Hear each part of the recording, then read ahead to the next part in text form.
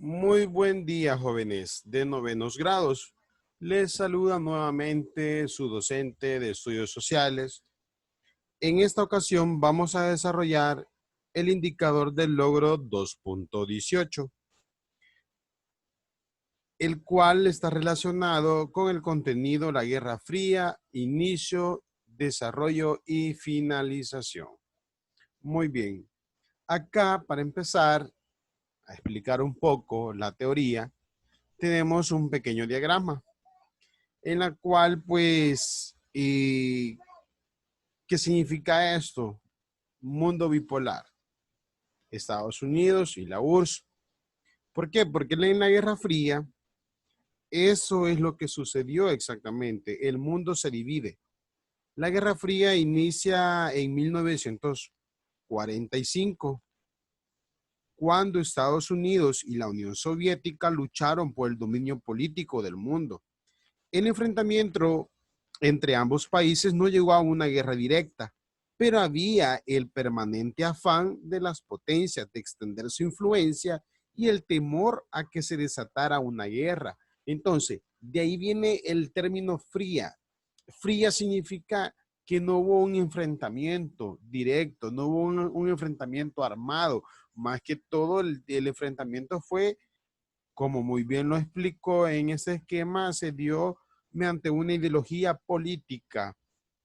Estados Unidos, por una parte, mediante el liberalismo, la URSS, por otra parte, el socialismo, que es el mismo comunismo. Entonces, el liberalismo se transforma en un capitalismo o en una economía de mercados.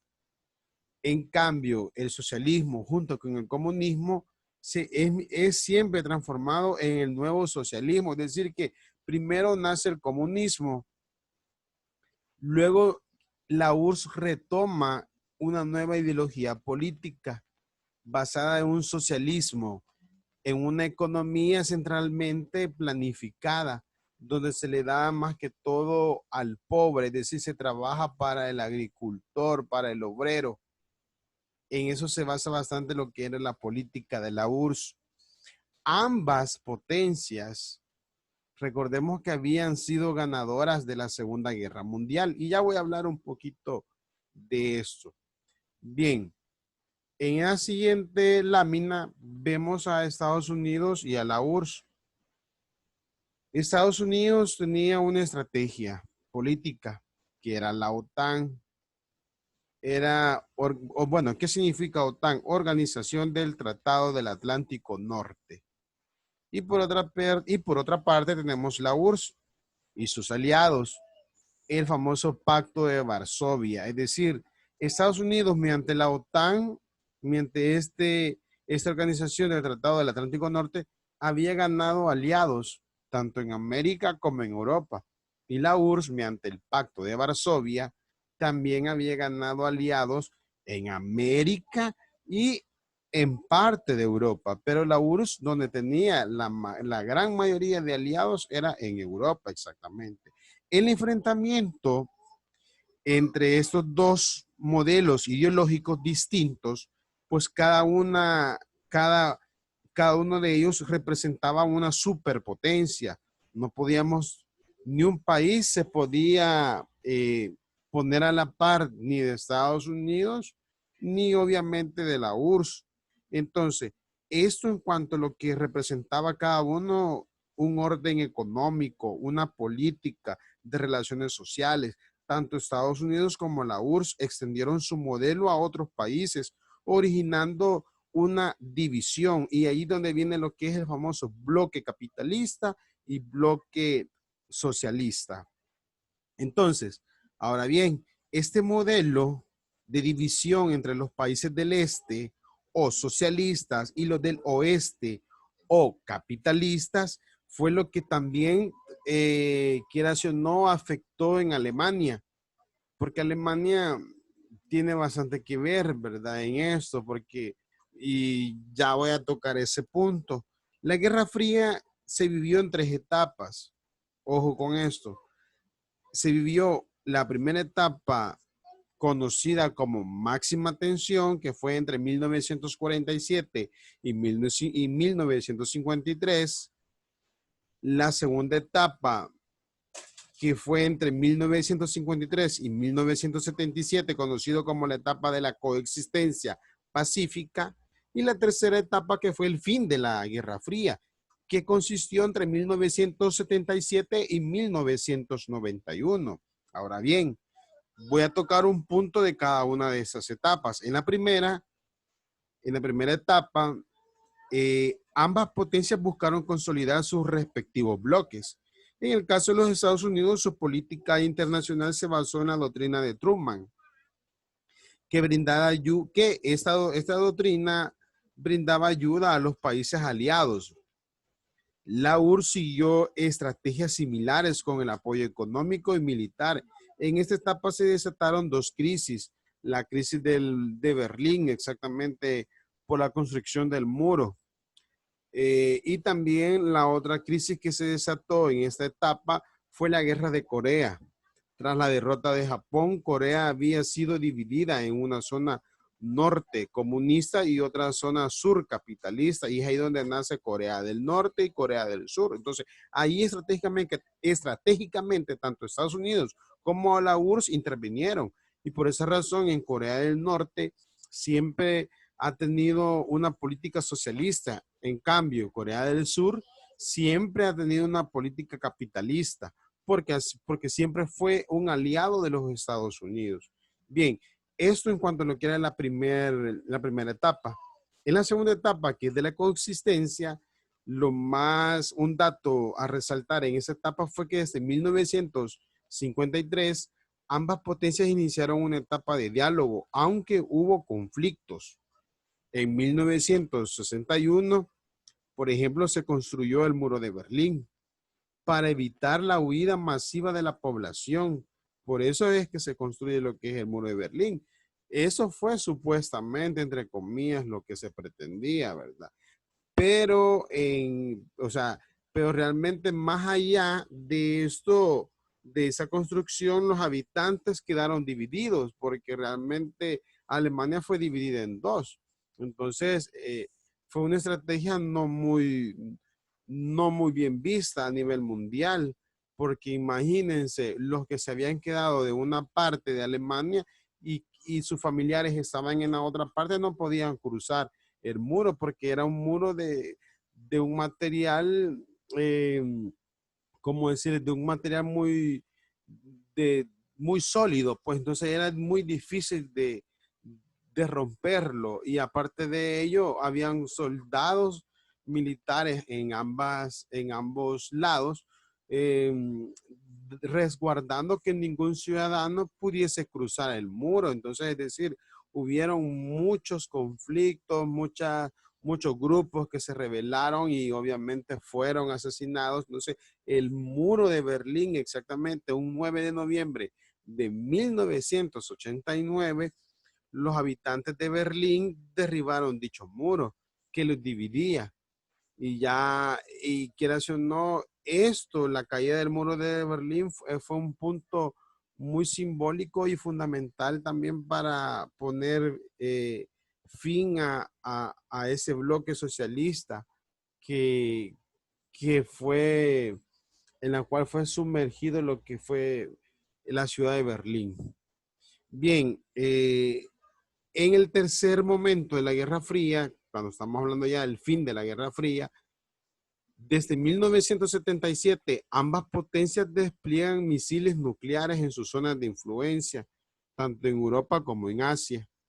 La URSS interviene en Etiopía, Angola, Afganistán, Mozambique. Por su parte, Estados Unidos desplegó misiles en Europa Occidental. El derrumbe del bloque soviético entre 1989 y la desintegración de la URSS en 1991, esto, que no ayudó a que se diera el fin de la Guerra Fría. Es decir, fueron 40 años de tensión política donde el mundo estuvo en zozobra porque estas dos superpotencias estuvieron a punto de llegar a un enfrentamiento directo, es decir, a un enfrentamiento armado y se especulaba que, que ellos iban a iniciar la Tercera Guerra Mundial, porque ya no estábamos hablando de misiles, sino que ya estábamos hablando de otro tipo de armamento nuclear, exactamente, porque tanto la URSS como Estados Unidos tenían la capacidad para poder tener ese tipo de armamento. Entonces, acá en esta presentación les muestro exactamente el mapa mundi. ¿Con qué objetivo? Podemos observar que todos los países que tienen rojo, el color rojo, eran los que pertenecían al Pacto de Varsovia, es decir, eran países soviéticos que eran aliados, valga la redundancia, a la URSS. Y por eso les decía que la gran mayoría de aliados, la URSS los tenía en la zona de Europa. En cambio, Estados Unidos, con la estrategia de la OTAN, tenía muchos países aliados, tanto en Europa y en América. Pero si ustedes se dan cuenta, la gran mayoría de los países aliados a los estadounidenses pertenecen a la zona de América. Y ahí logramos ver unos pequeños puntos rojos. ¿Qué significa eso? Que eran otros países socialistas aliados a la URSS, ¿verdad? Eh, pero la gran mayoría de aliados pertenecían a Estados Unidos. Y en la siguiente lámina vamos a ver esa situación. Acá les presento exactamente todos los países que fueron aliados a Estados Unidos durante la Guerra Fría. Corea del Sur, como muy bien ya se los había dicho. Japón, después de ser un enemigo estadounidense en la Segunda Guerra Mundial, se vuelve un aliado de los Estados Unidos. Y ahí podemos seguir viendo otros países que eran parte de la alianza estratégica política de los estadounidenses. Y también tenemos en el otro sector la Unión Soviética. ¿Cuáles eran los países aliados? Si ustedes observan, la gran mayoría de los países aliados de la URSS eran de Europa, parte del África, también del sur, de países como por ejemplo Irak, de la zona de Siria, del Medio Oriente. Entonces, pero no vemos solo de América, solamente vemos a Cuba exactamente, ¿verdad? Pero la gran mayoría de aliados los tuvo Estados Unidos. Entonces, la división de Alemania, lo que yo dije, Alemania fue dividida cuando ganaron la Segunda Guerra Mundial. Los grandes ganadores de la Segunda Guerra Mundial fue exactamente Estados Unidos, la URSS, Francia e Inglaterra. Ambos se dividen en Alemania. Y por esa razón, la gran parte de Alemania lo tuvo siempre, fue dominado por la URSS. Entonces es ahí donde se construye estratégicamente la URSS, construye lo que es el bloque, el famoso muro de Berlín para dividir las dos Alemanias exactamente. Entonces, decirles algo muy importante dentro de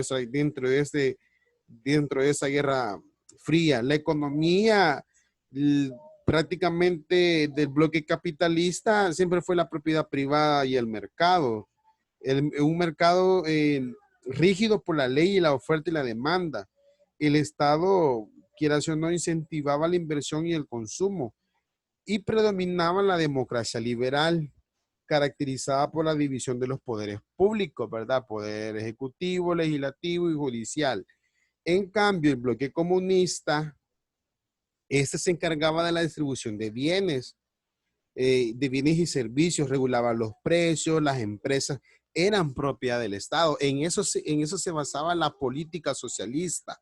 Predominaba también un partido único, sin división de poderes públicos, ausencia de un sistema de libertades públicas. Entonces, en esto más que todo se basa lo que es la diferencia entre una política, entre la sociedad y la economía, tanto de los Estados Unidos como de la URSS. Entonces, quieras o no, ya hacia la década de 1980, la economía soviética cayó debido a que el elevado gasto militar se hizo insostenible. Es decir, que esta lucha rígida entre los Estados Unidos con la URSS tuvo un desgaste militar, más que todo para la URSS. Entonces, ahora bien, esto se sumó a la crisis política que puso en evidencia la necesidad de reformar el sistema de gobierno.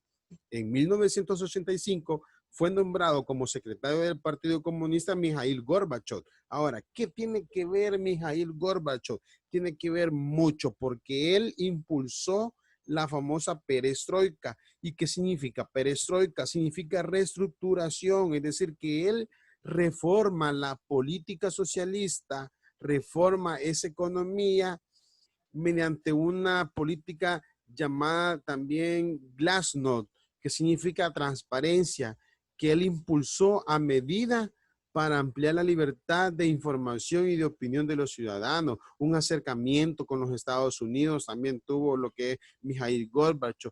Eso permitió el desarme, un desarme de la Unión Soviética, y fue así exactamente como poco a poco fue culminando esta política divisora de identidades políticas entre Estados Unidos y la Unión Soviética. Entonces, la disolución de la URSS se hizo en 1991. Con esto se dio por terminado lo que era la famosa Guerra Fría. Bien, ahora siempre dándole continuidad a las clases, quiero hablarles un poco de MUSI. Y el contenido que estamos viendo en MUSI era rechazo a las injusticias.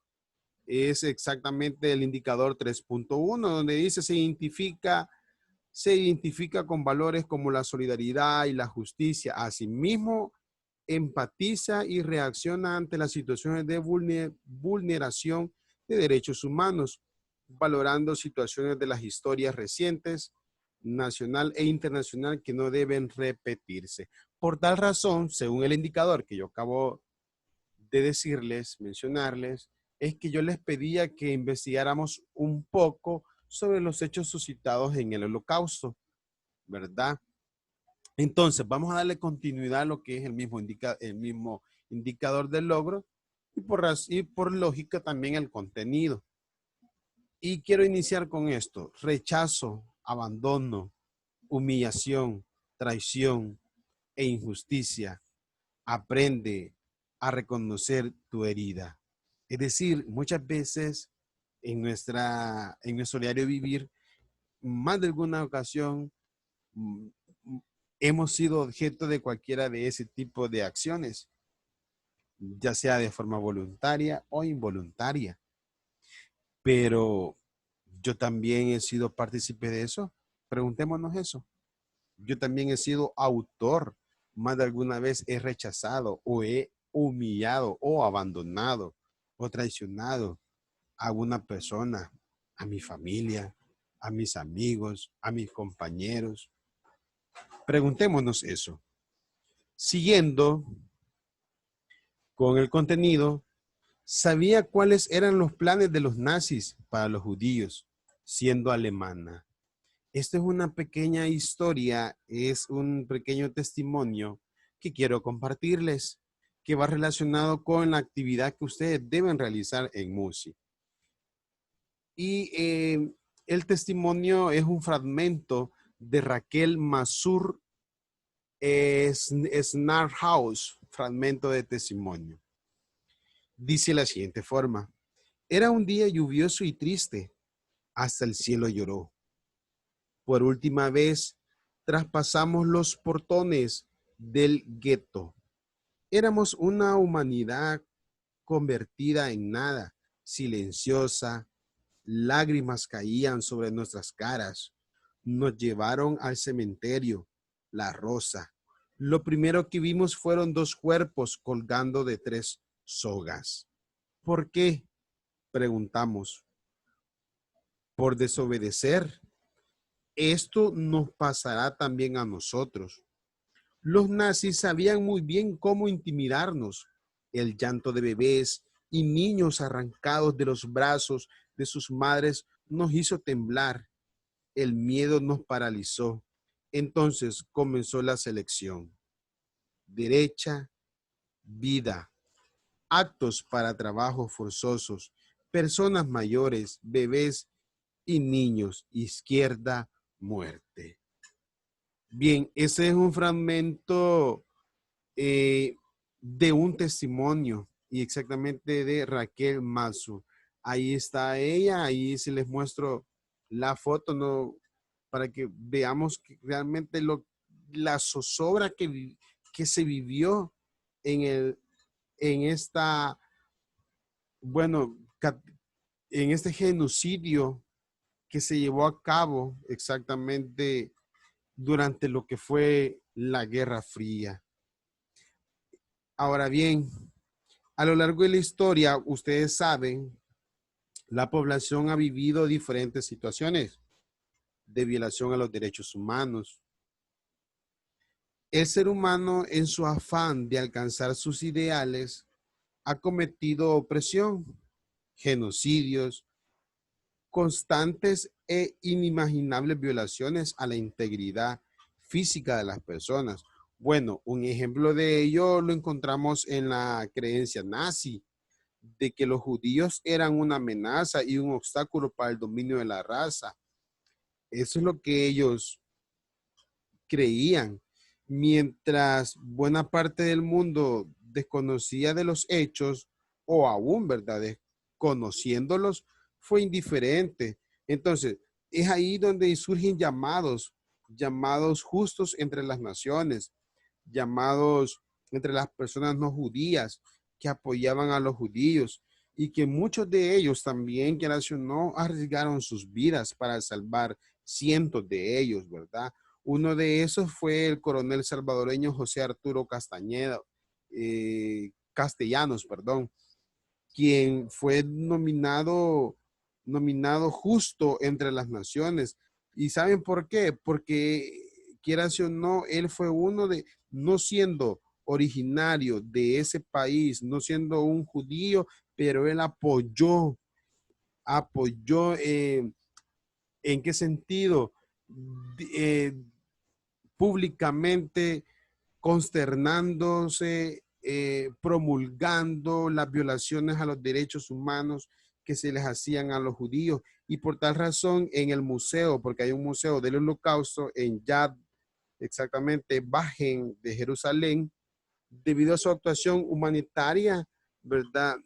Eh, 50 personas judías en el contexto de la Segunda Guerra Mundial, cuando les otorgó las certificaciones de nacionalidad salvadoreña. Imagínense a lo que llevó este coronel, decir, a otorgar a 50 judíos la categoría de ser salvadoreños. O sea, y de esta forma que la nación los protegió para que esos 50 judíos no fueran asesinados. Entonces, ahora bien, ¿cómo pudo suceder tanta injusticia?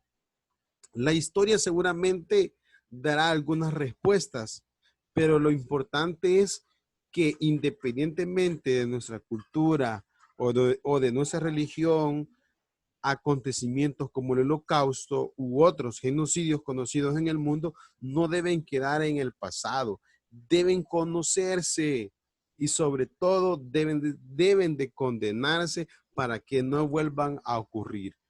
Bien, es así entonces como Moral, Urbanidad y Cívica nos invita, ¿verdad? A que nosotros como estudiantes conozcamos de esos hechos que se suscitaron en el pasado y que realmente los condenemos y los condenemos ¿para qué? Para que no vuelva a ocurrir, para que no se vuelvan a repetir ese tipo de hechos.